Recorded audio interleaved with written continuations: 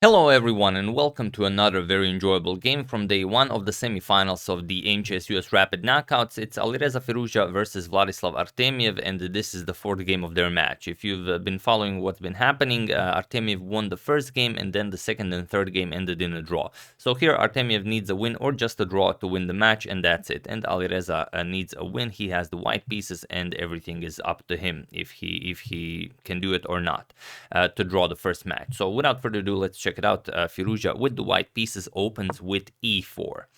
We have e5 by Artemiev, knight to f3, knight to c6, and bishop to b5. The Ruy Lopez is on the board, and now knight to f6, going for the Berlin defense, as you only need a draw. It's a very solid opening, nothing to worry about here. We have d3 and now d6. We have castles by Alireza and bishop to d7, so nothing out of the ordinary here. Rook to e1 and g6. Now your pawns in the center are on dark squares, so your dark square bishop should be fianchettoed. We have g6, and here usually d4 is the main idea, but instead we have bishop captures on c6, going for this early trade. Bishop captures and now c4, grabbing control of the d5 square. Next you're going to play knight to c3 to add another defender to your pawn, and then at some point you will execute the d4 to get rid of your backwards pawn. So bishop to g7, Artemiev just continues developing, knight to c3 and knight to c3, and Artemiev just castles, and now you can execute your d4 idea. So d4, and there are two games in the database where e captures and d4 was played, but Artemiev doesn't want to capture here. He plays rook to e8, and it is now already, as of move 10, that we have a completely new game. So let's see how Alireza continues. We have d captures on e5, d captures, and of course not trading queens. You want to keep the tension and get well, hopefully as many winning chances as possible. So queen to c2, you're going to play bishop to e3, and at some point bring the rook to d1, and black has to figure out how to develop here. So bishop to d7. Now he wants to shift the bishop over to g4, or if maybe h3, then maybe even bishop to e6, but Alireza doesn't waste time with h3. He just continues developing pieces. So bishop to e3, we have bishop to g4, attacking the knight here. If you allow this capture, then you're going to allow black to mess up your pawn structure here. And maybe it's not a terrible idea just going for rook 8 to d1, but Alireza first plays knight to d2. He wants to avoid as many trades as possible. We have c6 controlling this d5 square now, also b5 not allowing this knight any further squares. And now Alireza says, all right, you've gained control of the d5 square, but you lost control of the d6 square. So I'm going to play c5, and now I want to play knight to c4 and get this knight over to d6. So this will be very good for me. Artemiev agrees, and he goes back. Bishop to e6 controls the c4 square, so the knight cannot land here. We have h3, and now queen to c7, finally connecting rooks and preparing to bring the other rook into the game. We have a3. At some point Alireza wants to improve his position with b4 to add another defender here, and now rook 8 to d8, grabbing that open d file for his rook. We have rook 8 to d1, Alireza does the same, and now knight to d7, putting pressure on the c5 pawn. Maybe we can further attack it with something like bishop to f8. So here Alireza plays queen to a4, and although it's the queen is a bit more active here, there's not a lot for the white queen to do here.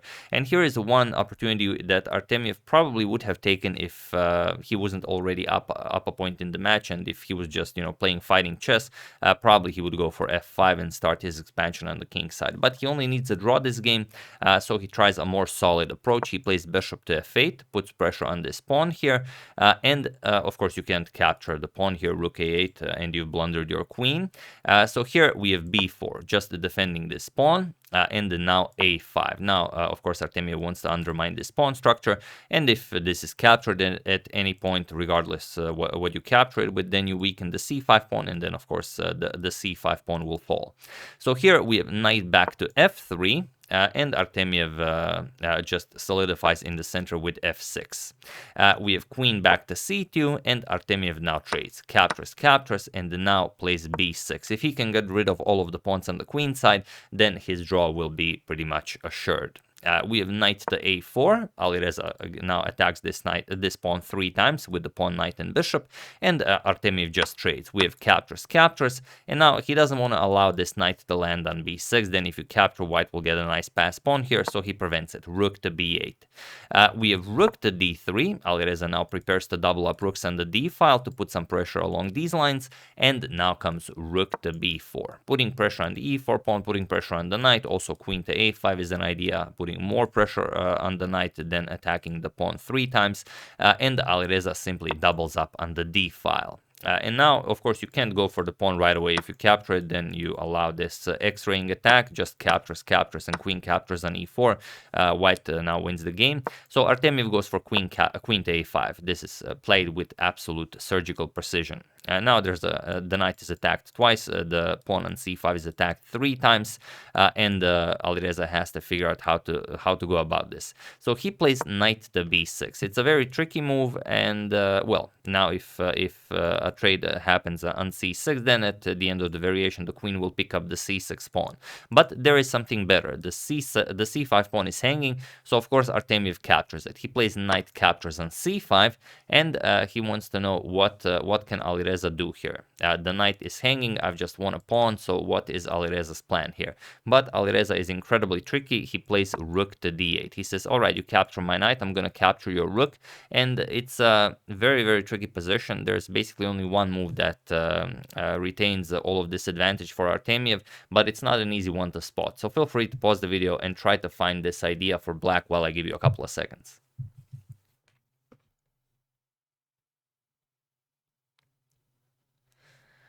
So for those of you who were able to do it, congratulations on spotting this seemingly unspottable idea. And for those of you who just want to enjoy the show, it's king to f7. Yes, who would play this? I know, but it's the move that really just defends the rook and keeps asking, what are you going to do with your knight here? So there really isn't anything better. You're going to trade here, captures, and now what's happening with this knight here? Probably we would see something like rook to c1, where everything just gets traded off the board. Queen captures on b6, bishop captures, we have bishop captures, queen captures on c5, queen captures, rook captures, and now after all of this capture festing, we have king to d7. That's why king f7 here. Now the pawn is nicely protected, and now you're going to enjoy your passed pawn. You have a rook and bishop against a rook and knight, and you have excellent winning chances. So this is what Artemiev should have gone for. He played rook captures on d8, and this simply will not do. Rook captures on d8. Alireza says, you still can't capture my knight here, because if you capture it, then I have this beautiful rook captures on f8 move. And then after king captures, even queen captures on c5 with check. Now the black queen is attacked here, so the queen has to capture. We capture again with check, and now the rook will fall. King will move, bishop captures here, and we're up a full knight. Of course, we are going to win this game. So after rook captures on d8, Artemiev said, all right, obviously this will not do. I play knight to b7. Now I put pressure on your rook, and I've moved the knight here so you can start capturing anything on c5, but the position is now completely lost. So feel free to pause the video here and try to find the absolute strongest move for Alireza while I give you a couple of seconds. So for those of you who were able to do it, congratulations on finding either rook captures on f8. This is perfectly fine. It will win you the game, but an even stronger one is rook to a8. And the queen here doesn't have anywhere to go. The problem is, if you play something like queen to b5, which is the only square, then bishop to h6. This was actually the real threat, not an attack on the queen, and there's no defense against this. Just rook captures on f8, and it's game over. Another thing you could try is rook to c4, trying to get white to maybe capture with the knight, and then you pick up the rook, but white will just play queen to d1, and again, the queen is attacked, bishop to h6 is coming. It's impossible to parry both threats. So here after rook to a8, Artemiev said, all right, there's really nothing better. I'm going to capture on b6. and give up the queen for 2 pieces. So we have bishop captures on b6, rook captures on b6, and now it's maybe a playable position because Artemiev has 2 bishops and this beautiful pass pawn for the queen. And if you remember my coverage of the 1971 candidates matches between Bobby Fischer and Bent Larsen, then you probably remember what a bishop pair and a pass pawn can do against the queen. But this is not just a queen against a bishop pair and a pass pawn. There's the rook here that's incredibly active, and also this knight will also have a few things to say. So knight to d2. And now king to g7. Unpinning here, we have knight to c4, shifting the knight over to e3, and rook to b4 now. We have knight back to e3, and now comes rook to b6. If you start pushing right away, then white can easily play rook a6, put pressure on the bishop, and once black moves it, we're just going to play rook to c6, and we're going to have our own rook behind the enemy's pass pawn, and that's not the way you push pass pawns. So after knight to e3, we have rook to b6, trying to prevent this. Maybe c5 next. Maybe we can get our own rook behind the pass pawn. And of course, if knight back to c4, then Artemiev would be very happy to repeat the moves. But here, Alireza says, no, I'm just going to win this straight on. And that's knight to d5. And this is just beautiful. The knight cannot be captured with the pawn. If you do this, then queen to c7 check picks up the rook and it's game over. So Artemiev played bishop captures on d5, but now e captures. And again, capturing is impossible. So c5 was played, trying to get this rook to c6 move in. If you can get this in and start pushing your pawn, then you have, some chances. But queen to a4, of course, Alireza prevents this. We have knight to d6, and of course, this check is coming, also very unpleasant. So knight here, preparing knight back to f7 to try and defend everything, but simply queen to d7 check. And you can't move the king or you lose the bishop here.